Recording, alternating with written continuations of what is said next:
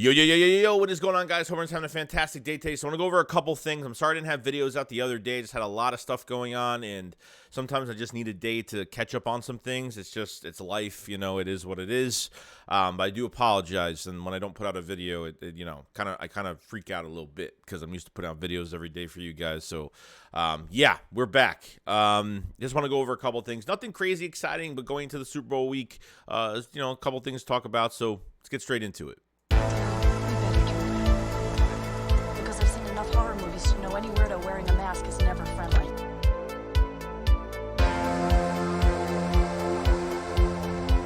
I gotta.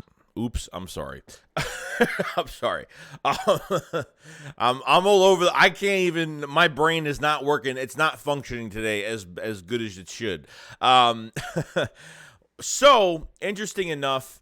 This is a very important week. This is the Super Bowl week for the Philadelphia Eagles. And yes, we have less than a week. I feel like this week is going to go by really slow. And, a couple of things I definitely want to go over. And I think one is just so ridiculous as of right now. Brandon Ayiuk, that 49ers team, I got to say, they have probably outmatched the Cowboys when it comes to their fans. And we didn't realize how bad the 49ers fans were, and to now finding out to their players, okay, not only talking a lot of crap before the game even started throughout the week, but the excuses that have been coming out nonstop about that game and why it shouldn't have been us. And I mean, between Nick Bosa saying, "Oh, I'm not going to watch the Super Bowl. I hope," all this stuff, and George Kittle saying they didn't have a quarterback, and now Brandon Ayiuk is coming out and saying so much, and it's just ridiculous to a point. So he was on a video or something. I don't know if it was a stream or it was just some show. So he says, yeah, we have a talented football team. So we have hands down the best football team in the league, hands down. I'm not even going to argue with anyone who thinks they should argue that. Ayiuk also believes that the Philadelphia defense is going to be exposed in 7 days by a very potent Kansas City offense. I don't know fully about that defense, Ayiuk said via. They talk about them being a good defense. I'm not sure. I think the Kansas City pass game will expose what we thought we were going to expose before some unfortunate circumstances. They got extremely lucky. Let me tell you something. Early 2000s, 70s, 80s, however long I've been watching football, okay, these fans and these new fans, I'll probably say, or because of the penalties and how the league has changed so much, like football used to be ground and pound just like that, okay?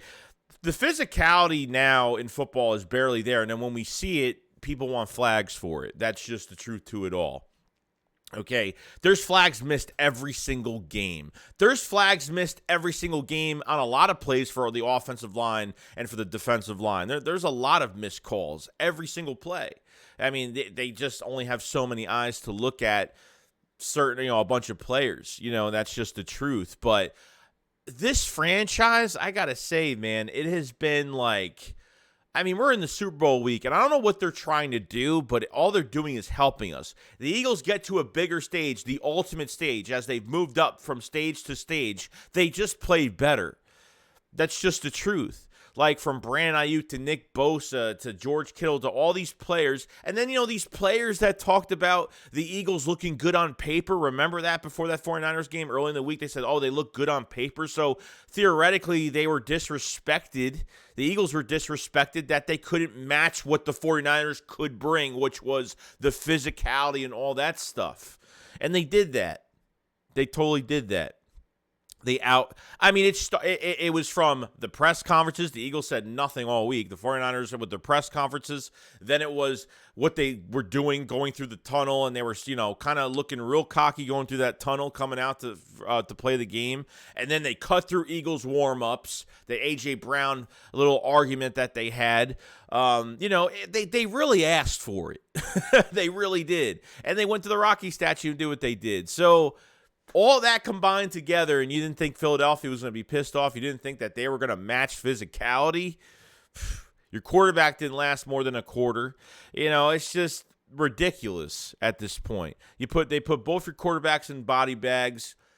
The Eagles had 4 rushing touchdowns on that defense. They have no excuse. And because they had a quarterback, and let me tell you something, if we had a quarterback that was hurt in this game, no one would care. Simple as that.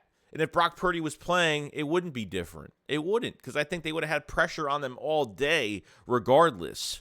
Is Purdy better than Johnson? Definitely, but I don't think it would have changed too much. As much as those 49er fans would have thought Brock Purdy would have made the difference, I don't think so. This defensive line is really dangerous. So I'm like so over it, but like this news just keeps popping up. Like these 49er players, like get ready for your offseason, bro. Like if you're not going to watch the game, don't watch the game. But I've never, man, they have overstepped the Cowboys, their fans and their players by a mile, by more than that. It's actually really that sad. So that's all I got to say about that situation. Like I said, like this only helps us at the end of the day. Like Kansas City's offense is going to expose our defense. Like, Kansas City hasn't faced a defensive line like ours. They haven't faced an offensive line like ours. We're going to test that offensive line. That's, I think in the AFC, they're like to have the best, I think, blocking percentage or something like that. They're like the best blocking offensive line in the AFC. Oh, we're going to find out. We're going to find out how good they are, how good those tackles are going to be in that game. So it should be interesting.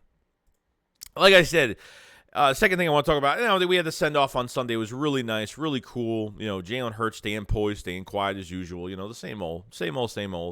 This team is going to be going through a lot of media appearances this week, like 3-4 days of like 3 to 4 to 5. I don't know how many hours. It's a lot of hours of media days to where it's going to be really tiring. These players are going to, by Wednesday, Thursday, they're going to be like, oh my God, like I need to play in this game now because I can't deal with this anymore. And that's how it is. They try to talk a lot of outside noise. You get interviewed. They try to take some things out of you. They have to stay calm, cool, and collective. Make sure the main goal is to win this game and obviously play right, no penalties, and do everything right that you're supposed to do. And getting prepared for Kansas City is the number one thing. These interviews are BS half the time, and they're nice to go through, but when you do it for 3-4 days, it's going to be kind of rough. But I haven't heard nothing on KC the whole entire week. Like, I haven't heard like, oh, can KC do this, or could they do this against the Eagles? It's been like literally, can the Eagles produce anything against KC? Like, we're not even going to score a point against them. Like, we can't step toe-to-toe with KC. I'm telling you, man, like, this is the perfect Super Bowl because not only did the Eagles win their first Super Bowl beating the best in the world, okay, and Tom Brady, but beating the best in the AFC with Patrick Mahomes. And that's what's going to make a difference. It's going to make a huge difference. Really depends on this play calling, but I'm not really worried about that because I don't see this team being cautious in the Super Bowl. I see them being very aggressive. I see Hurts being very aggressive. I think more run designs by Hurts. I think A.J. Brown's going to have a big game. I think all three of our running backs are going to play well. Kenneth Gainwell's been having a monstrous postseason, which is kind of crazy as of right now. The defensive line is eating up, perfectly healthy right now. Besides, we're waiting on the Avonte Maddox thing, which I think he'll be perfectly fine. They said he's going to be playing. Your secondary is 100% healthy. Kansas City is dealing with injuries right now too. Hartman's out. Juju Smith-Schuster has a knee injury. Pacheco, they don't really use running backs. They use wide receivers in the backfield, half the time. Like, they barely ran against the Bengals at all. And the more they pass, the more this pass rush is going to be a lot better. And then, on top of everything else, you have the high ankle sprain onto Patrick Mahomes. And he's played very well on it. Don't get me wrong. But depending how many times he gets hit and how many guys are going to land on him, we're going to see the difference it's going to make here.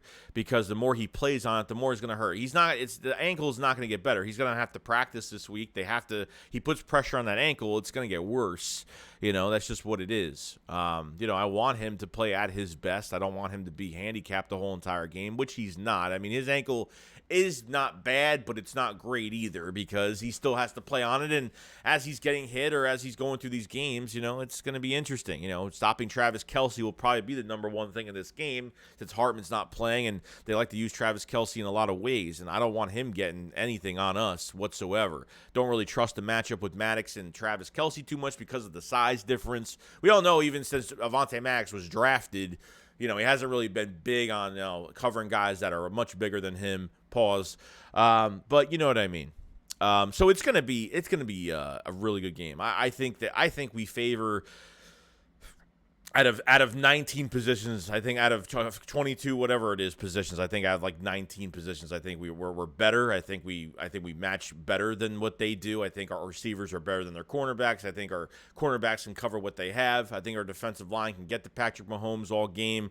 I honestly think we could get it done. It just depends on just what they call up. And the good thing is, this is a team you've never faced before, so, there's a lot of tape on both teams going into this game now. And, sure thing, the Eagles will be prepared. The Eagles will be ready. And it looks like an Eagles home game going into Phoenix, Arizona. It's going to be insane. Wish I could have went to that game, but obviously, yeah, I don't think that was going to happen too much. But let me know in the comment section what you guys think about just in general this whole week, what it's like for these players, the send-off, and what the Eagles are going to be doing all week. So, and obviously talking about the league in general, the 49ers or Brandon Ayiuk, and just all of that. I mean, are they actually worse than the Cowboys players and their fans? Have they exceeded that? You guys let me know, and we'll be back with another video tomorrow, and we'll see you guys on the next one. SHAKESQUAD up, follow us. Peace out, guys. Peace.